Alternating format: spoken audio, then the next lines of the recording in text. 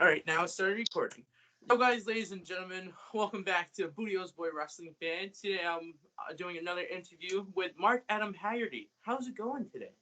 Man, it's going good.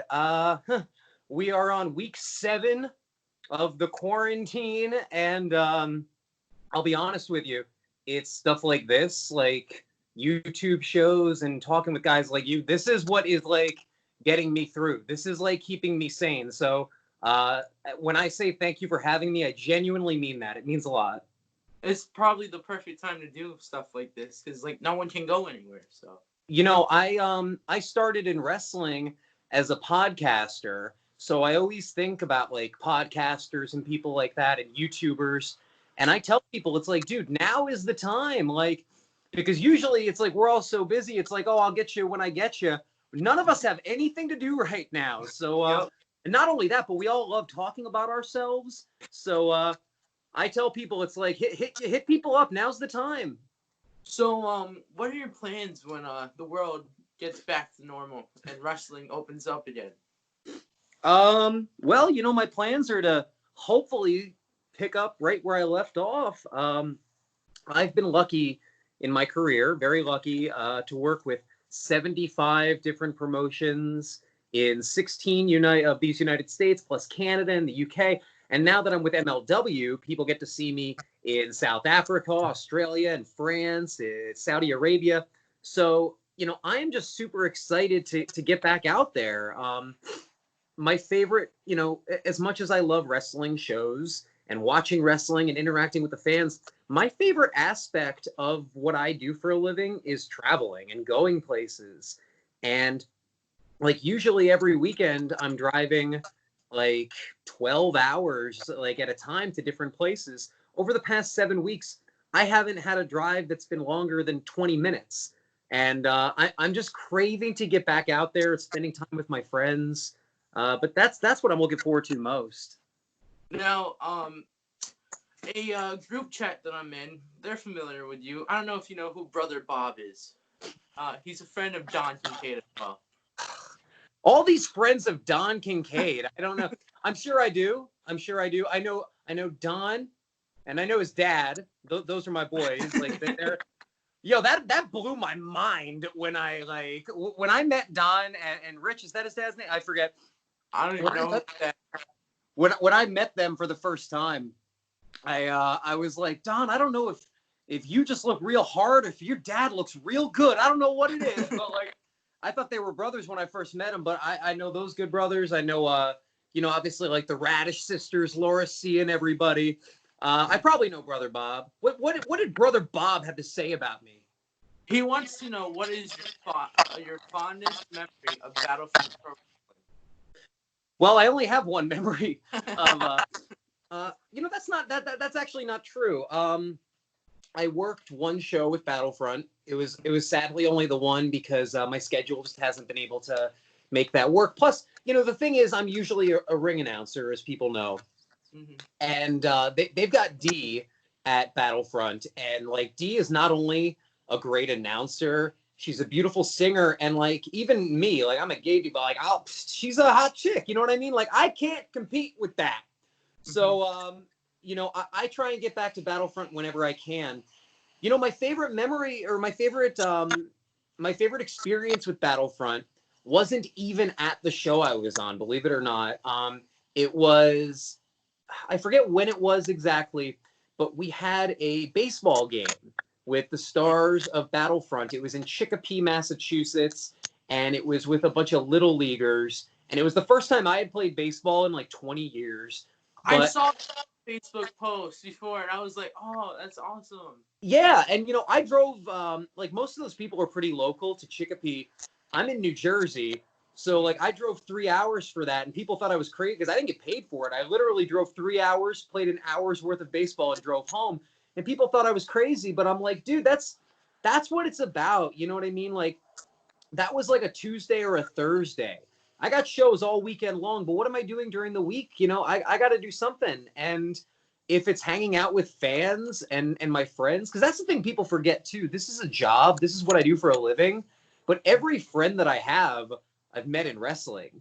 So it's all like interconnected in a really cool way. Another thing that was brought up to me before I did this interview with you, you tend to take over people's shows, and I was told just Dude, go. did Don tell you that? Yes, That yes. you know what? No, I wouldn't do that to you because you seem like a good person. If you want to, that's fine. Go ahead. Like I'm sure I just will at some point. I'm sure I will at some point. It just has to be when you least expect it. Yeah, Don, I give because I'm sure Don's gonna watch this and everything, and he's gonna be like, "Damn, Haggerty said I looked old and my dad looked young. Shit, that's mean." But no, but Don knows that I love him and his family. Like they're really cool guys. You know, what I hesitate to even say this, but like sometimes when it comes to fans, like you've got, like the really eager fans that are like really in your face, and then you've got like the more standoffish people. And when it comes to that first group of people, like the eager in your face types, a lot of those people can come off as like rude and intrusive and offensive. But Don isn't like that. Like Don, he gets up in my face with a camera and he's like, "Oh, Mark Haggerty, what just happened in the ring? You just got power bombed. Oh my God." And I'm just like, and it doesn't bother me. Like, I love Don because Don, like, it's fans like him and like you who make this a better business, who make this a better industry. Like, we can only tell so many stories in and around that ring, but, it's like, I'm a big Star Wars fan, not to like be a nerd, but like, I'm a big Star Wars fan. And they've only got like 9, 11 movies, but the Star Wars, like, it goes so deep. It goes like hundreds of millions of years worth of Star Wars. You know what I'm talking about? And that's kind of like what wrestling is. Like we only have like one Battlefront show a month or whatever. But it's those videos and these interviews that all you guys do that fill in the backstory because we can only tell so many stories inside of 8 minutes in the ring. But it's fans like you that expand the universe, and that's real cool. I take over Don's show because he lets me take over his show because he's a pushover. But I love Don dearly. One thing you're known for is you always had a mustache in wrestling, if I'm correct. How big how big has it grown since this quarantine started? Well, the thing about a mustache is that like it kind of grows down, you know what I mean? Yeah. So like it doesn't grow up, but like I would love it if it like grew out and like bushy, you know what I mean? Like I'd love like one of those like old-timey Civil War, like, well, see here. But it like grows down like over your lips, like, and it just gets like real uncomfortable. So I take care of that like every once in a while. I actually haven't had my mustache forever. If you go back on my Twitter, my Instagram, Facebook, whatever's easiest through my pictures, I used to not have a mustache, and like my hair's really long right now because barbershops aren't open. But my hair, I used to have a man bun that was like 13, 14 inches long, if you remember that. So like I used to be baby faced with a man bun. I looked completely different. But the mustache has kind of become part of my signature. Now, you also worked on GTS with Grim. Can you talk to us more about that? What was that like? Grim is an awesome guy. I love Grim. I started there. I would say my first time, if I had to like pinpoint it, was probably in like September, October of 2016 or so. Mm-hmm. And that was about a month after I made my pro wrestling debut. And everyone knows that like my best friend early on in wrestling was Robbie E. And it was the kind of thing where Robbie and I were hanging out together at other shows, at, quote unquote, real shows. Mm-hmm. And then Robbie, like, this guy's backing up. Hold on, I got to shut the fuck up. Robbie said to me one day, he was like, hey, I'm doing this thing. It's called Grimm's Toy Show. He explained the whole thing to me. Mm-hmm. And the thing about it is like a lot of the guys on Grimm's, they travel like over an hour to be there. They're all from like New York and stuff. Mm-hmm. I live legitimately a 15-minute bike ride from Grimm. Like I have no excuse not to go there. So like even now when fans are like, why don't you go back? Like I have no excuse. I'm lazy more than anything else. But so I ended up going there with Robbie, and it kind of blew my mind what it was. I think everyone is kind of shocked when they see it, and they're like, "Wow, this guy has like millions of subscribers and like hundreds of thousands of followers." But the thing about Grim is like he's a really genuine person. He's a really nice guy.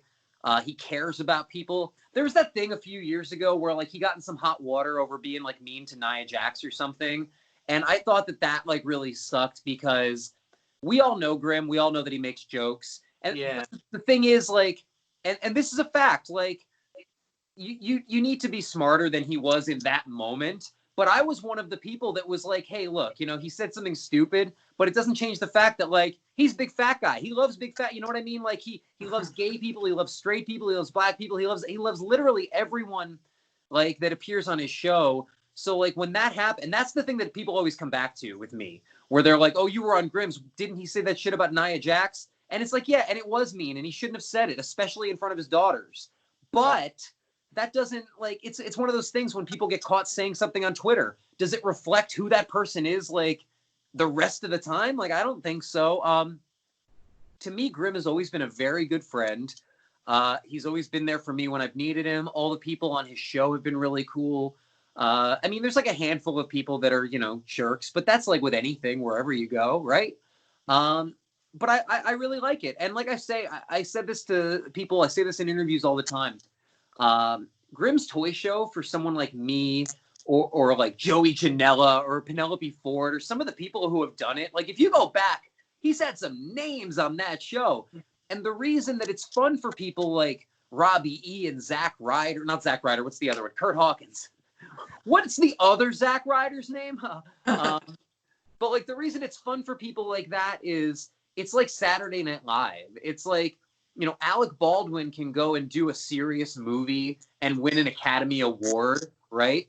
But he can also show up on SNL and play the president and be stupid. You know what I mean? Like you can do both. You can be serious on television and in a match. You can have a death match that means everything.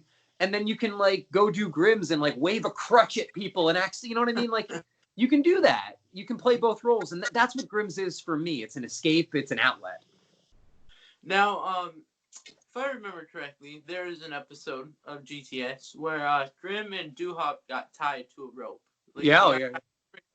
And why were you in the woods just randomly?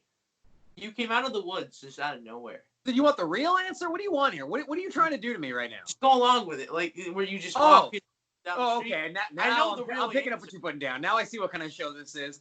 I was just out there, like, thing is, like, I was between bookings, and, like, you never know when you're going to find your next booking. Me, I'm from the West Coast, Hollywood, the woods. I thought there was correlation. There wasn't. So I stumbled out of the woods, and luckily I did it at the right time, and I found my friends tied up with some BDSM shit, and I was just there at the right time, dude. I took care of it, because who knows what would have happened. I don't even remember who tied them up. It was probably like Kurt Bale, right? Yeah. Yeah. Who knows what Kurt Bale would have done? Probably something gross. Now, one thing that you just said, you're from Hollywood, like California. Yes. How did you end up all the way in New Jersey? From Long Beach, actually, which is the city just south of Los Angeles.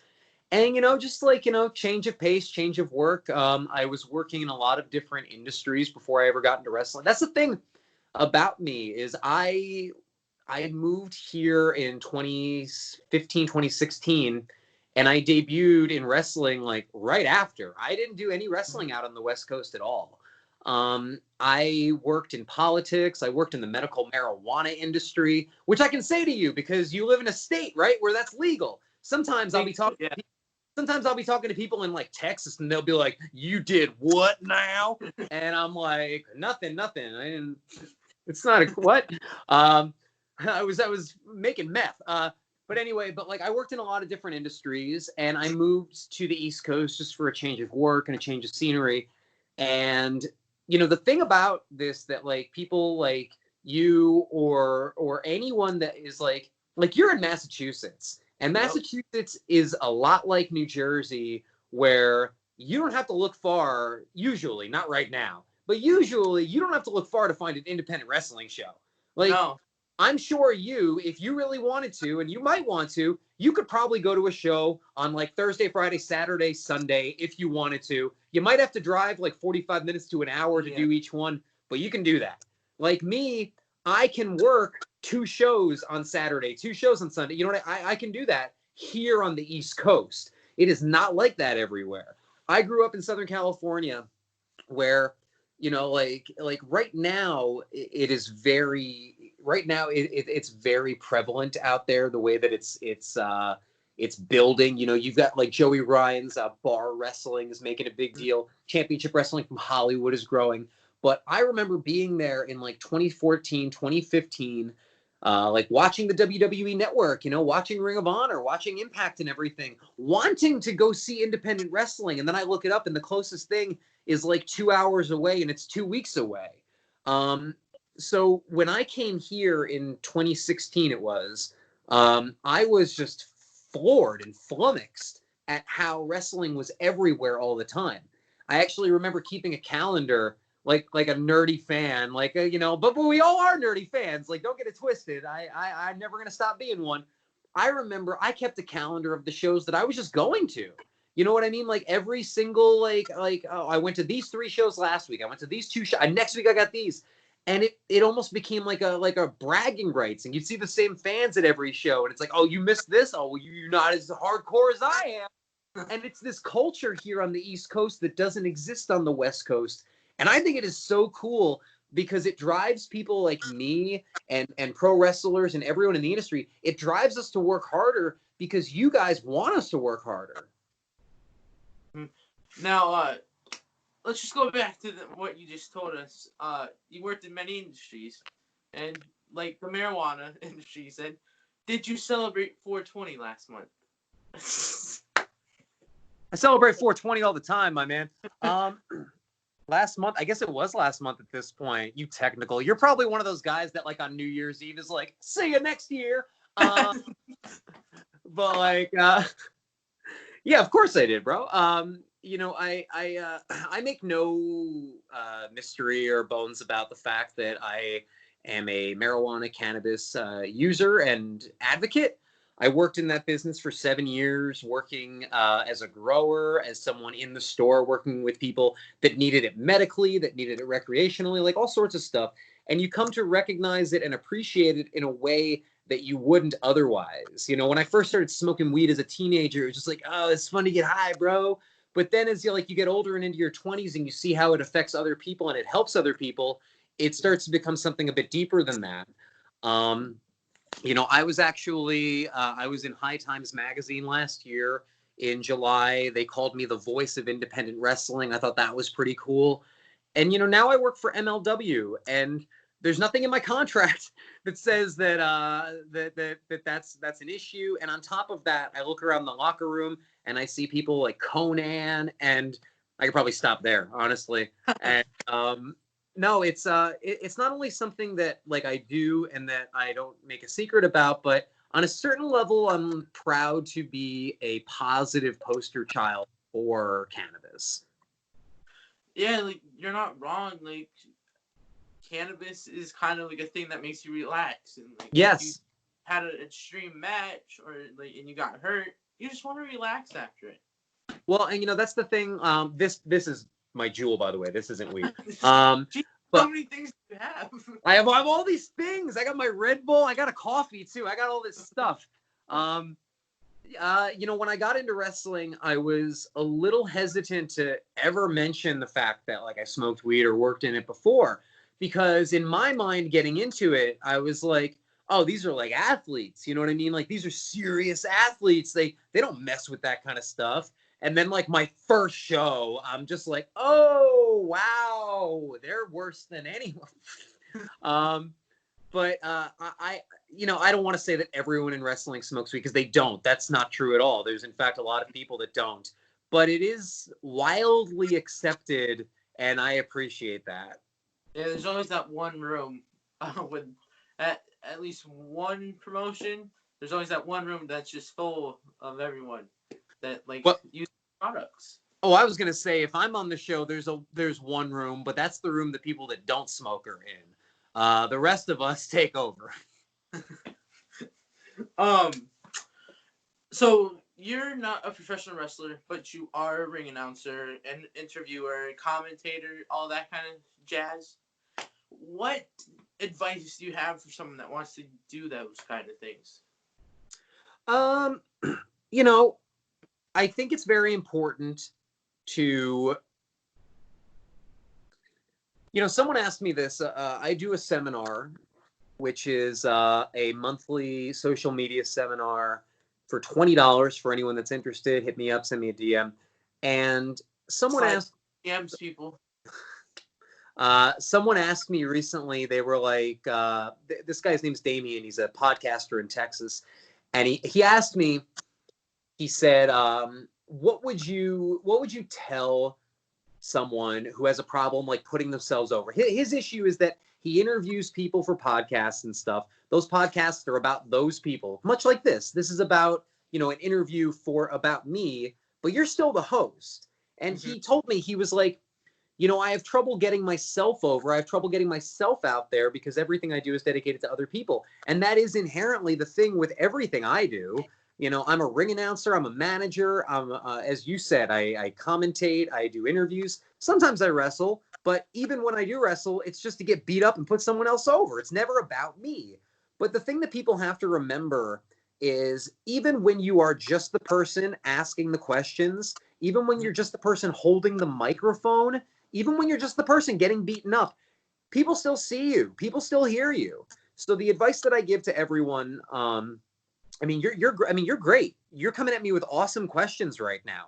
I do so many podcasts where it's like, so like how long? So like, who's like Shawn Michaels? Did you like him? Like it's like we'll answer yes, he's the best, but goat. But like you know, fuck off. So do you have to bleep that now? Sorry. No, you can swear as long as you don't cross the line. Like, don't go too overboard.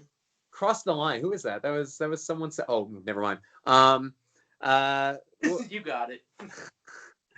But the advice that I give to people is just when you are in those ancillary roles, play them to the best of your ability. If you are an interviewer and you're doing backstage interviewers, a lot of times it can feel like you're not part of the show, to be honest. Like it can feel like, oh, I'm backstage at this show. I'm not out in front of the audience. I'm doing this for like YouTube content. Who knows who's ever going to see this? Well, the fact is a lot of people are going to see it. They might not see it right now, but they're going to see it.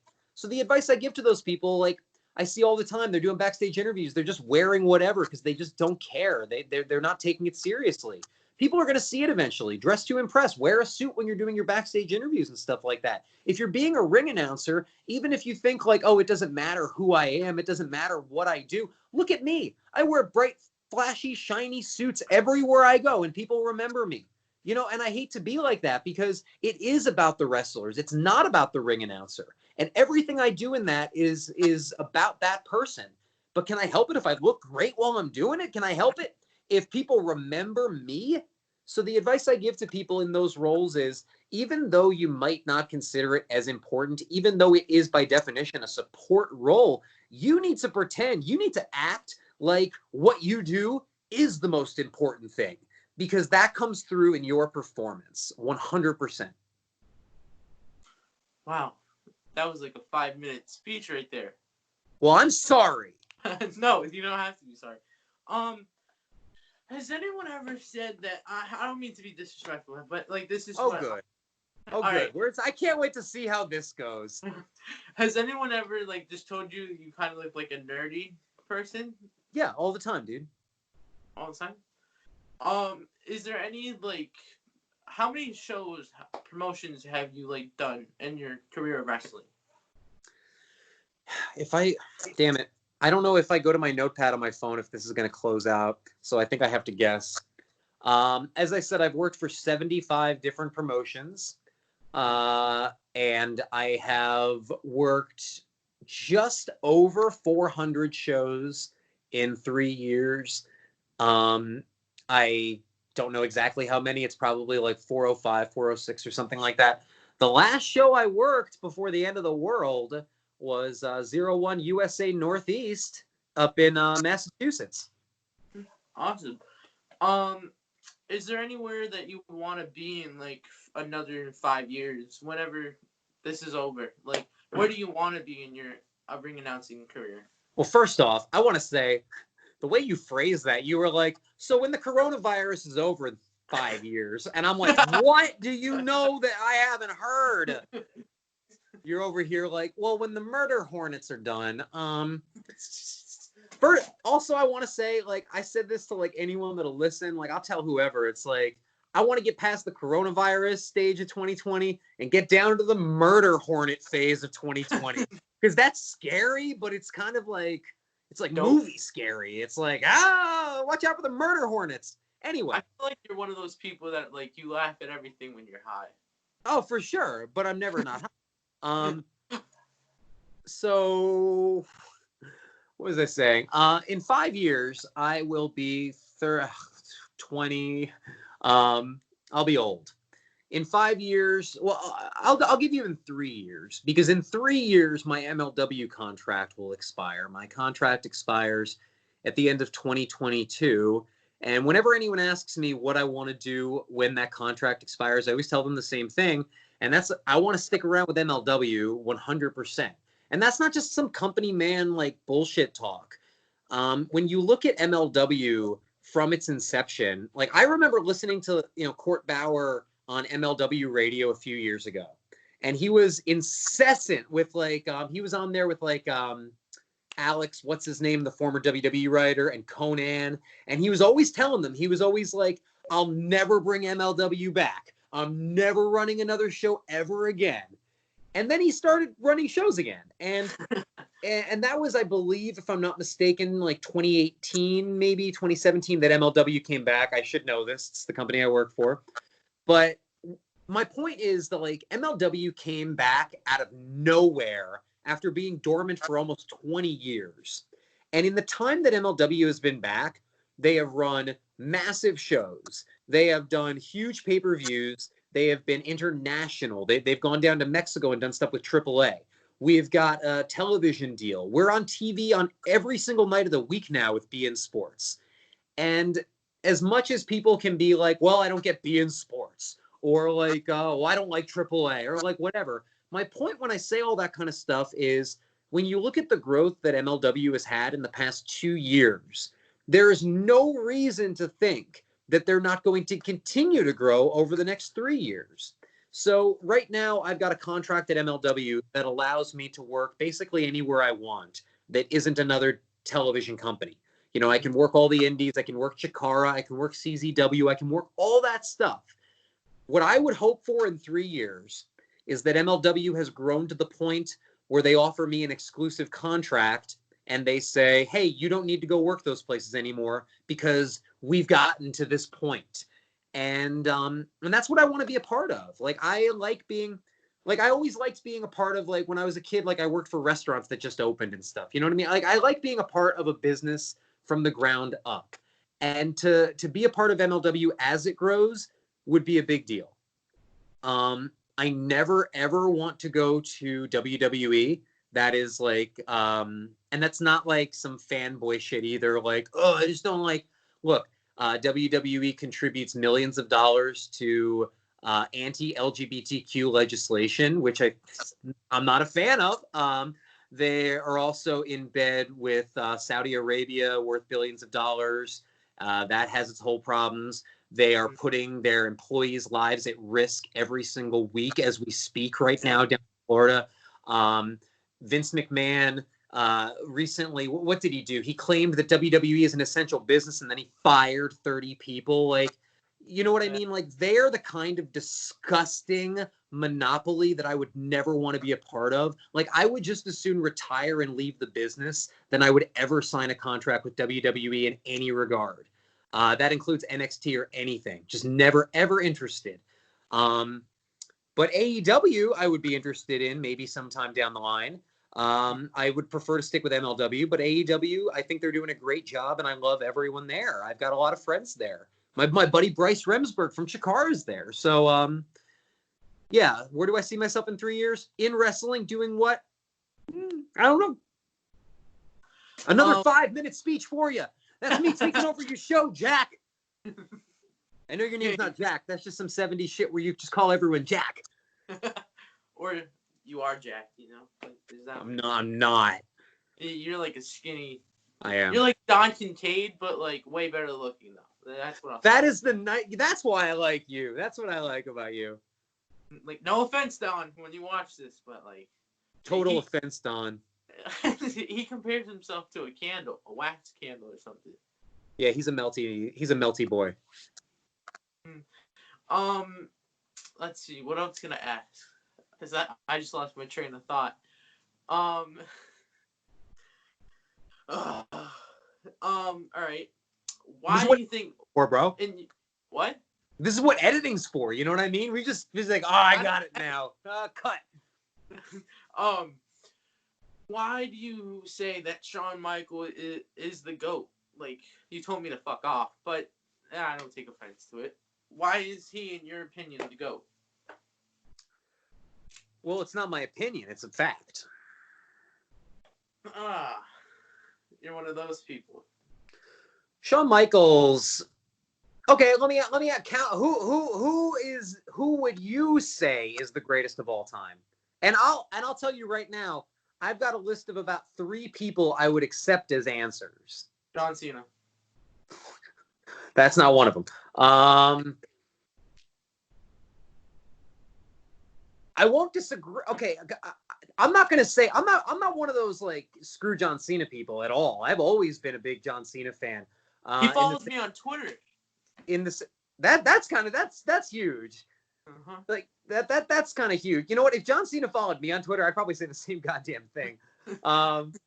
That's why I'm out here like Sean Donovan is the greatest wrestler of all time. Dan Moff is my favorite. Why? Because they follow me. No, so like John Cena to me is in the same category as The Rock or Stone Cold Steve Austin, where they transcend wrestling. I'll give you that. Shawn Michaels did not transcend wrestling. Shawn Michaels is just a wrestling personality. You know, that's something I say to people all the time is like, if you really want to make it, you got to think bigger than wrestling, you know, because wrestling has a finite number of fans. But when you start making movies and TV shows and commercials and shit like that's when you start really making it big. To me, Shawn Michaels was the most innovative wrestler of his time. I think it can obviously be argued that his time was 20 years ago. So there have been people that have come. I mean, me saying that Shawn Michaels is the greatest of all time is probably akin to someone 20 years older than me arguing with me that Bruno Sammartino is the greatest of all time. I'm not going to sit here and ask you how old you are, but I do assume I am older than you. I'm 45. Get out of here! I hate you. Don't lie. I would hang up right now because I'd be mad. I'm 16. Where's that? Are you really? Yeah, I'm 16. You're 16? Yep. I'm literally more than twice your age. So that is where the discrepancy is for all of the listeners and viewers out there. Shawn Michaels was the first ever Grand Slam champion. Shawn Michaels was a tour de force as a tag team champion. Shawn Michaels was the first person of his size and style to ever really put himself on the map like that. Like, you could argue that Bret Hart came before him, obviously, but Shawn Michaels was much more of a lucha libre style professional wrestler. He was just innovative in a way that I don't think anyone else has ever been.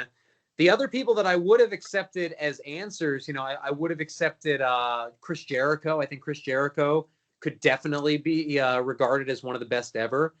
I think that Ric Flair is probably in that conversation as well. And yeah, that's I don't know. Maybe like an AJ Styles or someone like that. But to me, Shawn Michaels is the best of all time. However, although I told you to fuck off, I respect your opinion. And you know, Cena's different. He's a different breed. But does he follow you on Twitter? He does not. No, you're up on me, dude. I got a huge pop the other day because fucking Vince Russo followed me. Like, goddamn, you're up here in John Cena territory. And he still has not answered my DM for an interview. Well, now that does not surprise me. Yeah. Let's see.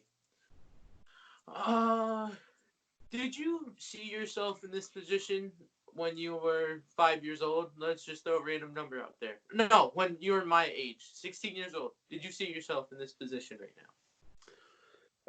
When I was 16 years old, I wasn't really a wrestling fan, to be honest with you. I was a big wrestling fan from the age of like 7 until probably about like 13 or 14. And then for some reason, it was just the stuff that was going on at the time.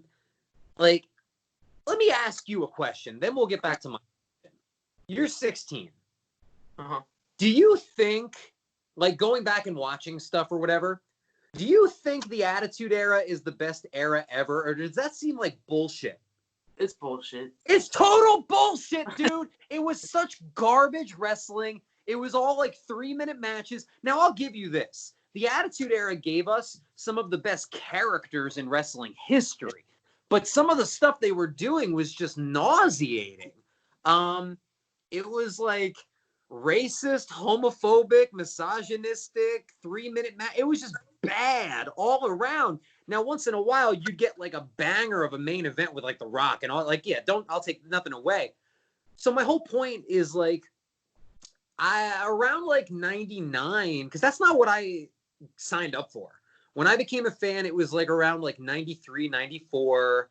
WCW was all about great wrestling. WWF was all about just like goofy shit, but it was still like entertaining. When they started into that, like, and remember, I was like 14, 15, so I was like their prime demo. And when they started doing like all the Attitude Era stuff, I was just bored by it. Don't mind the background, by the way. Who's that? That was my dad. He just came in the garage for a second. Hey, Dad. Thanks for joining us. We're talking about wrestling. So when all that stuff started happening and it stopped being about wrestling, like the shows would start with like 20-minute speeches, I just tuned out. And then I turned over to WCW and it was the same thing. And I was just like, no thanks. So I know this is a long-winded answer because you asked me what I thought. And that's all I give are long-winded answers. My point is, around 16, I really wasn't a fan. However, when I was like 9 or 10 years old, I wanted nothing more than to be involved in pro wrestling. It's all I ever wanted. And all I ever wanted to be was, believe it or not, a ring announcer. It's all I wanted. And the reason for that, and this again, this is like the difference between you and I generationally. Like now you have all these people on WWE and AEW and stuff, all these like men and women and non-binary people, like all these different kinds of people. Like you can look anywhere and find someone that is you, no matter who you are. Like I was this like fat little, like, you know, pale, like pimply little kid. I never played sports or anything like that. And to me, like everyone that was a wrestler was like 6 feet something, 250 pounds, jacked. And I was always like, that's not for me. I'm not supposed to do that. Luckily, nowadays, kids like you, I mean, there's short guys, there's tall guys, there's skinny guys, there's fat, there's all sorts of different people that can be role models. I didn't have that. So I immediately was like, I got to be the ring announcer, or I got to be a manager, or I got to be a commentator. And the reason I wanted to be a ring announcer, and this is just because I'm a narcissist, I have a huge ego, is because the ring announcers seemed like they got to be on TV the most. Like the managers only came out for like 1 or 2 matches, and the commentators, you never saw their faces really, except like when the camera was at ringside. Ring announcer was on TV all night long, and that's what I wanted to do. Wow. Such a great answer. So you, like, we both just agreed on the Attitude Era, worst era of, like, we don't like that. Would you say that there is a great era of wrestling or no? Like, for me, I don't think there's a great era. Like, I don't want to compare, like, 3 different generations of wrestling together. Like, I don't like that. It's just you watch wrestling, enjoy it, talk about it, move on. That's how I look at it. That is a far more mature thought process than anyone I've ever been in a car with, my friend. Because that is like, when you're on these 3-4 hour long rides with wrestling people, that's what you talk about is like, what's the best, who's the best, why. And I've never heard someone that intelligently say like, it's all different, it's all ice cream. So to me, I will agree with you that I would not want to compare. Excuse me for 1 second. I just gotta shut the door. Sure, I'll be here. I'm not going anywhere. I'm still here. My dad left the door open very rudely, and all I hear is a leaf blower. So. Well, at least he's not asking you to blow the leaves. True. I actually hear a leaf blower too. Are we neighbors? What the? I think I see you through the window. Oh, hey, bro! State lines between Connecticut and New Jersey, I guess, or Massachusetts and New Jersey. You're even farther than I thought. Yes. So, what were we talking about? Oh, yes. So, I would never want to say that there is a definitive best era because, like when I say Shawn Michaels is the greatest of all time, and I say fuck off, like that still is, even though I say it definitively, it's my opinion. And like, that's the same thing. It's like, I would never be like, this is the best, here's why you have to agree with me. But I will say, for me personally, my favorite era of wrestling, there are two answers. It would be WCW from like 1988 to like 1992. And then WWF from 1995 to 1997. And the thing about those eras is like, if you say that to someone, they're like, those are bad. But for me personally, like, that's what I loved. Like, 96 is my favorite year in wrestling ever. Like, NWO formed, Shawn Michaels won the belt. Like, a lot of big stuff. And it's like, was it the best year in wrestling? No, but it was my favorite year. Now, let's see. I just had a question too, but I forgot it. Oh, here's a question that I asked. It's just for fun. What kind of underwear do you wear? I will like go to Walmart and like just like grab up like a bunch of like boxer briefs that are just like, oh yeah, those are cool, whatever. Because unlike most people, I'm in a wrestling locker room like usually 4 times a weekend, so I'm walking around in my underwear a lot of the time. So a lot of times I will keep that in mind. I remember my first time at Shikara, Travis Huckabee, the former tag team champion, Travis Huckabee like points at like this unicorn rainbow like weird underwear I had on, and he's like, I got that too. I got the same ones, Walmart. And I was like, ew, dude, we just met, dog. Get out of here.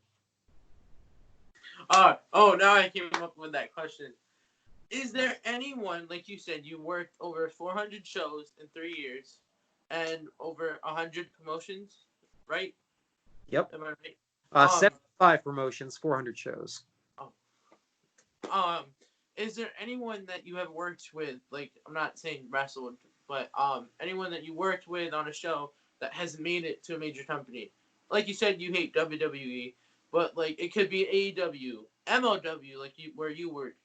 New Japan, Ring of Honor, AAA in Mexico. Like, is there anyone specific? Oh yeah, like literally hundreds of people. Like, so like if I just start with WWE, like Jake Atlas, Killer Cross, Donovan Dijak, or whatever the fuck his name is now, Keith Lee, Mia Yim. Like literally, I would say I have probably worked with 80% of the NXT roster. Like I said, I mean, Robbie E was my best friend. Beyond that, I am friends with, I would say, 99% of the people at AEW. The only people I don't know personally are Cody Rhodes and Tony Khan, honestly.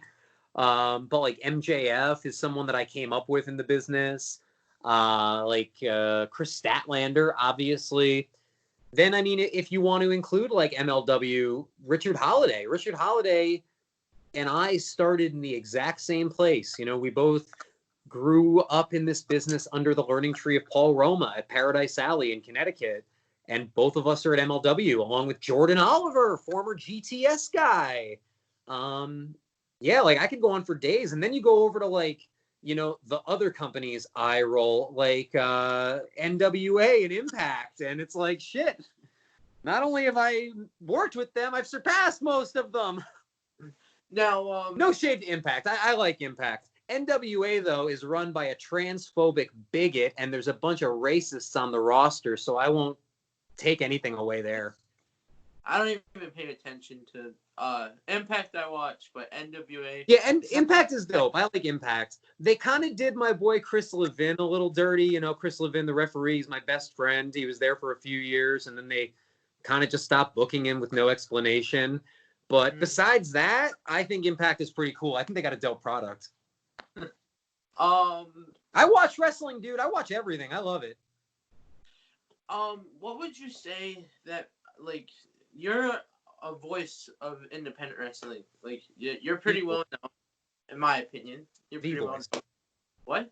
The Voice. The Voice? The Voice. That's what High Times Magazine said. They wouldn't lie. What were they, high? Maybe. What would you say that makes you so likable in wrestling? Why is your finger turning red? No reason.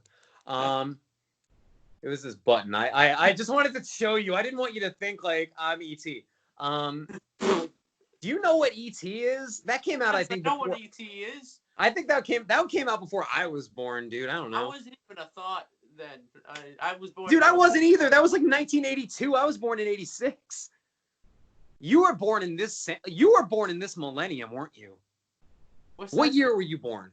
I just said 2004. March oh my 1st. God, ew. I have to go. I can't do this. I can't do this anymore. You were on with a 4.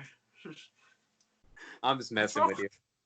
It's just you will, like, all jokes is like you will get that a lot from people like born in like the 80s and 90s. Like when they find out, like when you start getting like if I assume like, if you're going to continue on in wrestling and stuff, like when you like, turn 18 or whatever, whenever you start like working or whatever, when you tell people like, oh, I was born in 2004, you're going to get some looks, bro, because there's something about that 2000 barrier of birthdays where we are just like, we almost forget that people were still being born after 2000. You know what I mean? Like, we're just like, oh yeah, Y2K happened. And they were like, never mind. Do you know what Y2K is? No. It was a computer virus in 2000 that the world was really scared about. That's all. Anyway. Didn't you make a movie on that, War Games? Maybe. I don't know, dude. My point is, did you ask me what I was so like? It's stuff like this. This is what I'm likable for. I think with me, like a lot of ring announcers out there that I love and that I'm really good friends with, they kind of like when you see them and when you talk to them, they are just kind of the ring announcer, which is fine. Like I don't want to name anyone because I feel like this could come off as insulting, even though it's really not meant to. But there's certain people who, they're amazing at what they do. They have a beautiful voice. They have a great presence in the ring. But once they step out of the ring, it's almost like you don't know how to have a conversation with them. I feel like people can see that I'm a bit more well-rounded than that. It's also like I do managerial stuff and shit. I don't know. I smoke weed. I like Star Wars. I play video games. I'm approachable. I don't know. I got this mustache. Giant squirrel on your face. That's what it is.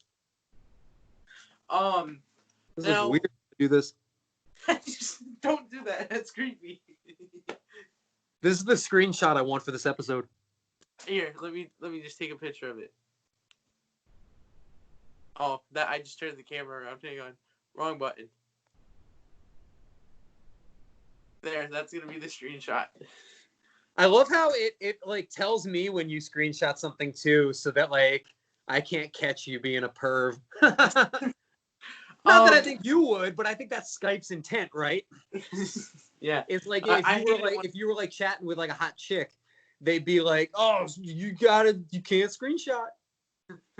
That's why some social media things I hate, like Snapchat and Skype. I hate it when it tells you to screenshot. Yeah, right. I'd rather be an undercover pervert for sure. Yeah. This is fun. Now at the beginning of the interview, I don't even know. We've been going on for like 49 minutes. you mentioned that you wear like colorful stuff, like dress to impress. What makes you want to do those things? Why not like just show up in a like in jeans and like a blazer or something? But you wear colorful. I can't pronounce it. Colorful. You know what I'm trying to say? Colorful. Yes. Jackets and just like there's so much color on like your attires. Why is that? That's what makes you stand out too. It's like a multi-pronged thing for me. I like Michael Buffer, the Let's Get Ready to Rumble guy. Uh-huh. He is probably my favorite ring announcer ever.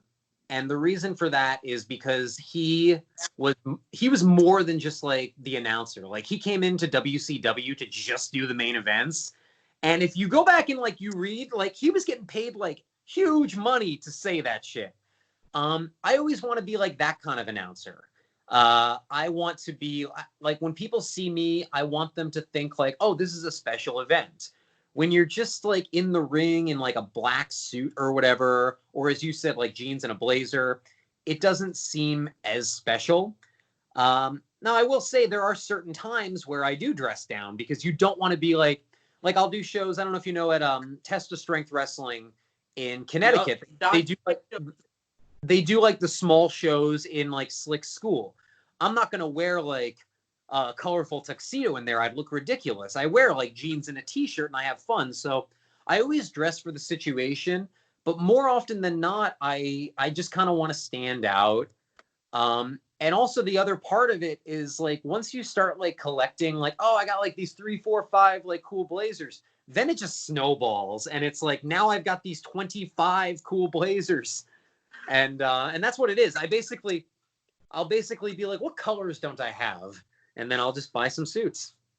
Now, you just said depending on the situation, you're from New Jersey, and that's where Jersey Shore is filmed. Are you? That's where I live.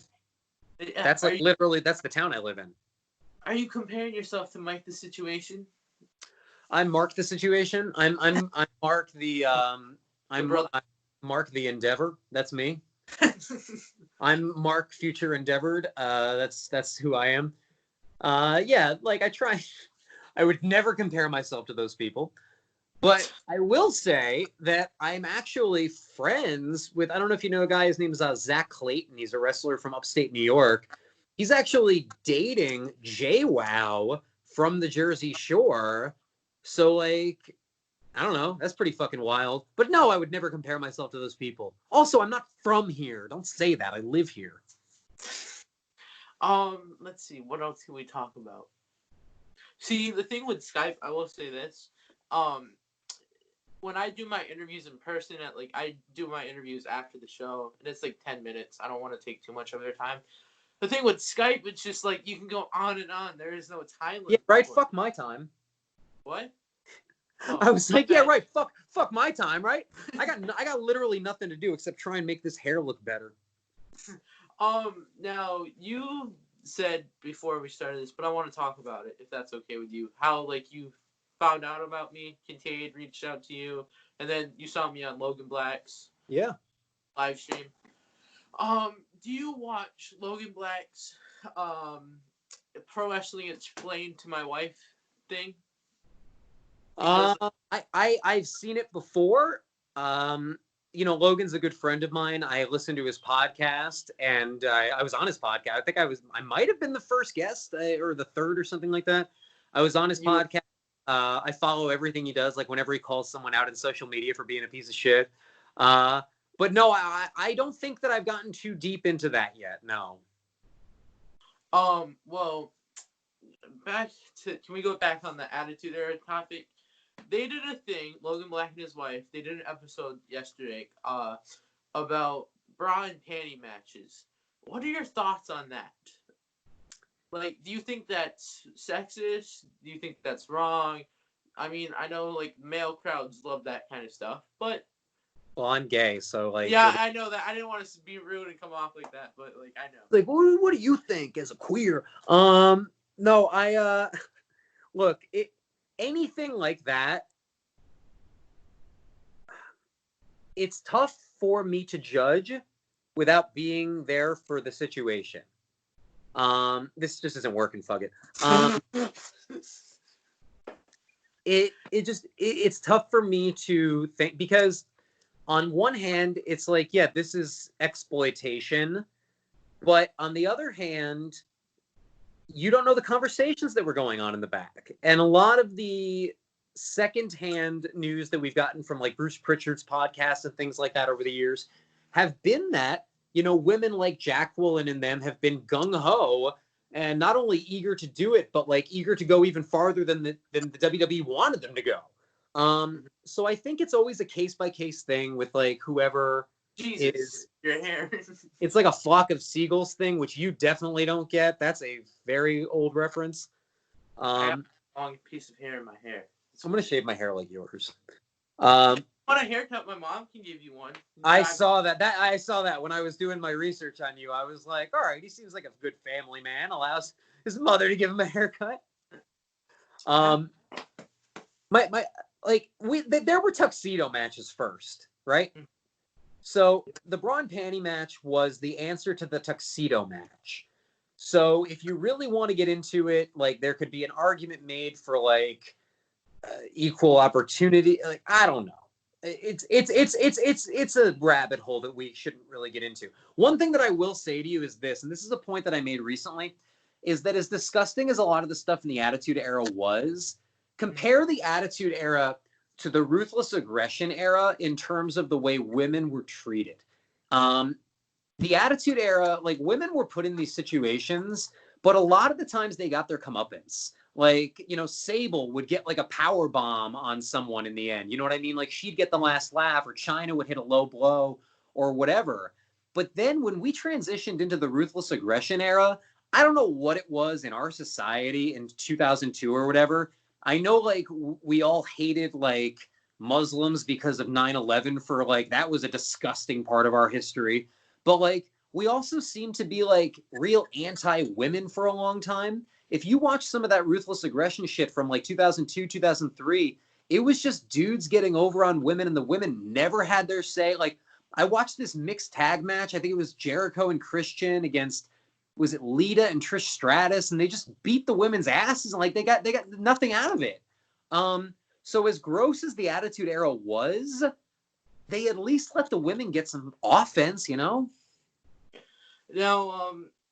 I don't want to take up any more of your time, even though you said you have nothing to do. We could go on and on, but I do have other interviews to do. Is John Cena on the line? Sorry. I wish. Like, no, obviously you're a great guy. There's a quote. Who am I? You can't see me, John Cena. You know it. Zack Ryder. That's what that call would be. What? That's what that Skype call would be. If you ever want to do that, we could do it. It'll be a bit. I'll just hold the phone like this and just say things like, "Oh yeah, man, hustle, loyalty, respect, Zabadoo." All right, we gotta do that. We'll talk about that after because I'm definitely interested. There's a quote that you said. I think you came up with it on your own. It was back last year, 2019, Valentine's Day, on GTS. You know where I'm going with this? No. It was when Matt Wolf and Kurt Bale were a thing, storyline. I remember that. All right. So there's a line that you said. You don't have to be gay to hit this. Did you come up with that? Because I just laughed about it for like an hour straight. Oh yeah. Like, you know what I'm talking anything. about? Yeah, I remember anything that I've ever said on GTS. I've come up with like, and that can be said for like most of the people. Like Grim will come up with the, hey, here's what we're gonna do. Like this is the overall idea. But then when it comes to like the verbiage, which I think you can tell a lot of the times because people will like talk over each other and try and get the last word all the time. But like we all basically come up with our own stuff. No, that was 100% me. Yeah, I laughed about it for like an hour. Thank you. It was just so funny. And then Kurt Bale popped up in the background. Well, thanks. Do you have any questions for me? Dude, like, when are we gonna meet, man? Whenever wrestling's over, we gotta do this for real. I gotta give you an interview backstage. Awesome. I'm down with that. If you ever come to Massachusetts again, let me know. Well, I'm definitely going to. There's I mean, you might think that this is going to go for 5 more years, as you alluded to before. I think we're going to be back to having shows hopefully by the fall. Worst case scenario, I think some smaller, more reckless companies might start running in the summer. And I'll be at those shows if they'll book me. I don't give a shit. But yeah, no, package release. I just got an email about some. Never mind. There's a thing Yes, at the top of my screen. But go ahead. I'll be back in Massachusetts. I work for Battlefront 01 USA Northeast, TIW out in Lanesboro. I work for like tons of different places in Mass. I'll definitely be back. Awesome. Well, ladies and gentlemen, thank you guys for watching this video with me and Mark Adam Haggerty. Please like, comment, share, subscribe. Plug your social media if you would like. My social media, you guys can follow me on all platforms at Mark A. Haggerty, Twitter, Instagram, Facebook, although I think I'm all up on friends on Facebook. So go follow me on Twitter and Instagram. Every single Thursday, I've got a show on IWTV called The Locker Room Detectives with Chris Levin, where we solve mysteries, fight crime.